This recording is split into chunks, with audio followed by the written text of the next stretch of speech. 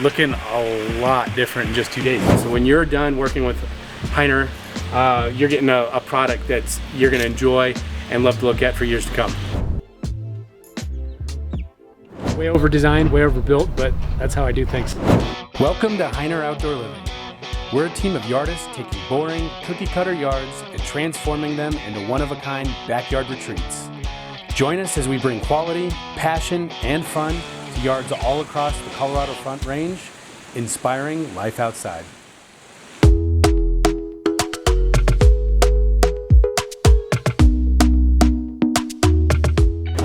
We are at the end of day 2 of getting things going, and the guys have got the siding on, we got the roof on.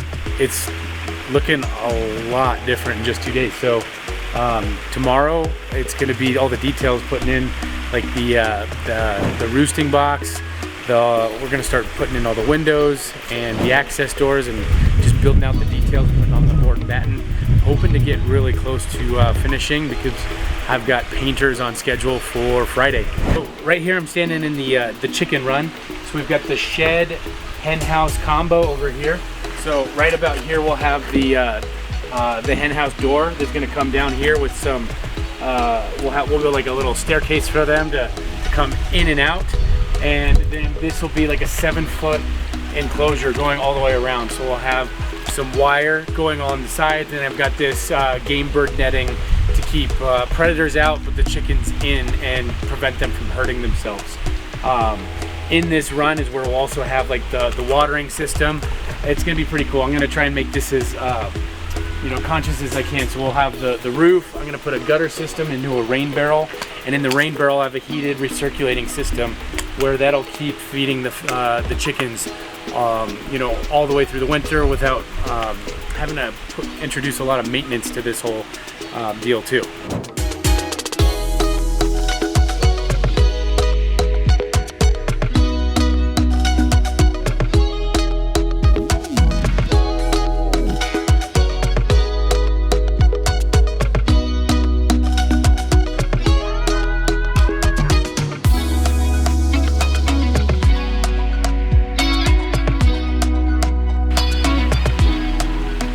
All right, day 4.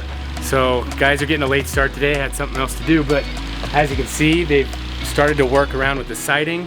We got the hen house in. We've got the roosting place. Come check this out. So over here, I got a nice big opening. So this is where the litter system's gonna go. I'm gonna have some bars coming across here so the hens can sleep at night. Right over there is like where they'll lay their eggs. But then what I'm going to do in here is I'm going to have about 16 inches of litter, and this is called like a deep litter system, and this will have a door that flaps up about 18 inches here that will open up here. So I'll only have to clean this out once a year, and everything else should be pretty self-sustaining. When I take on any project or I'm trying to design anything, my number one goal is how can we make this as low maintenance as possible. And so when I was doing the research, I found the company Carolina Coops. They seem to be the coop experts out there. And so I started going down the rabbit hole of looking at all of their information that they provided. And really it helped me formulate a plan that was gonna make this as sustainable as possible.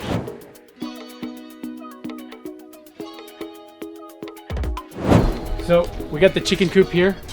And one of the things that I wanted to make sure that we were doing is protecting them from the other predators and wildlife in the area. And so we do have some fox in the neighborhood, and I wanted to make sure that we had them protected. So what we did is I had them dig out about 18 inches to 24 inches, and we added some more of this welded wire, and we did a skirt all the way around.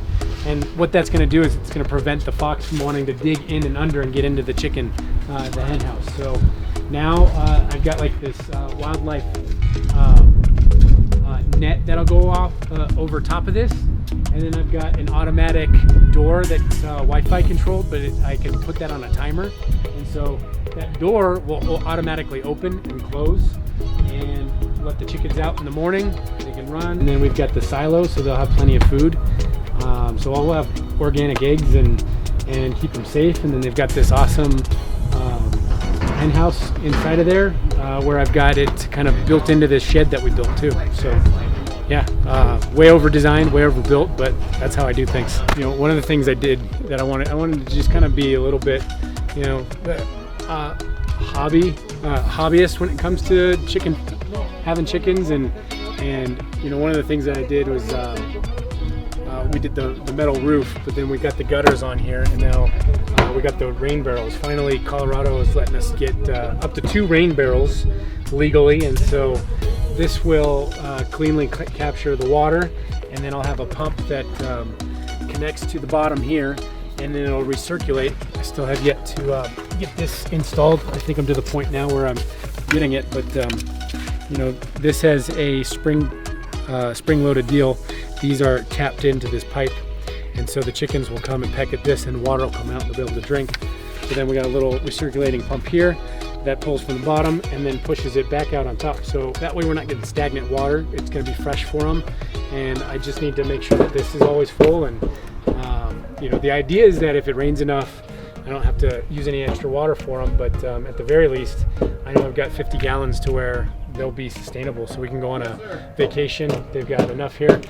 I just need to, you know, tempt the neighbors to come get some free eggs while we go on vacation or whatnot. And so this will open up.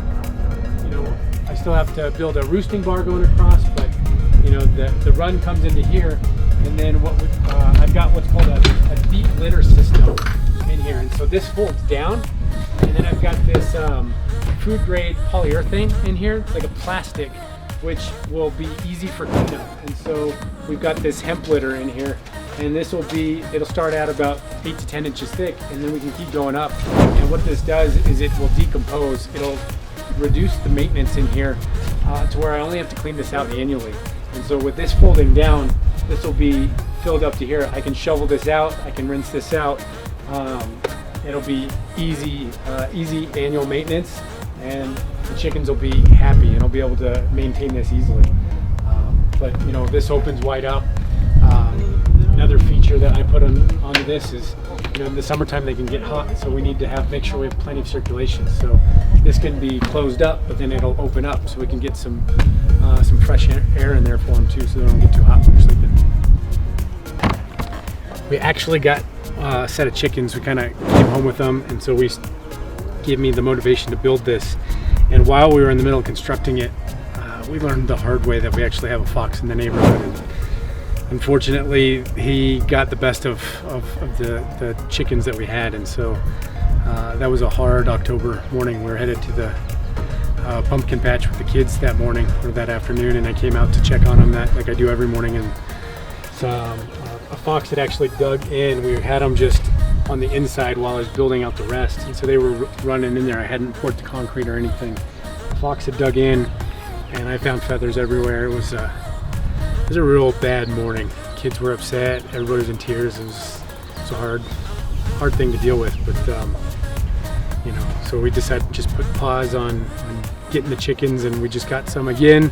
And now now that it's warming up, I can get back out here and finish up all these little checklist items on these things and get this thing ready. So I still have a roost bar to build. I still got to get the door completely dialed in and get everything else kind of buttoned up.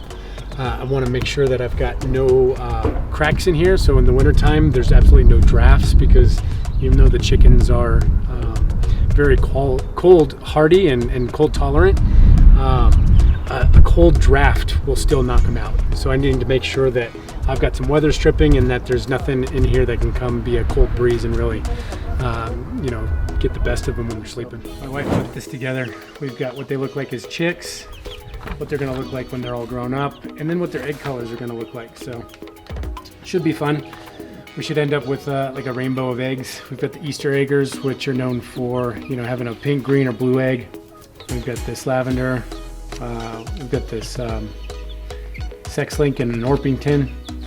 I'm still learning all of them. My wife did all the research and picking out all the ones. I think she went off of temperament, egg color, the size, the quantity of eggs that they'll lay. In our county, we're allowed to have up to 10 chickens in an urban setting without breaking any laws. So we've got 8. We've got room for a couple more if we wanted it, but I think we're gonna have more eggs than we know what to do with. It's funny, chickens, they start out like super cute, and then they get into like their teenage years where they get like really ugly, and then they turn, then they look good again after that. But this one's one of the Easter eggers. You can tell by the cheeks. They got these like fuzzy cheeks. They have some green, pink, or blue eggs. It's not like they're different each time. I think what I read is it could be any one of those colors, and then whatever color they lay is what that chicken weighs. So it just depends on which Easter egger you get. Good girl.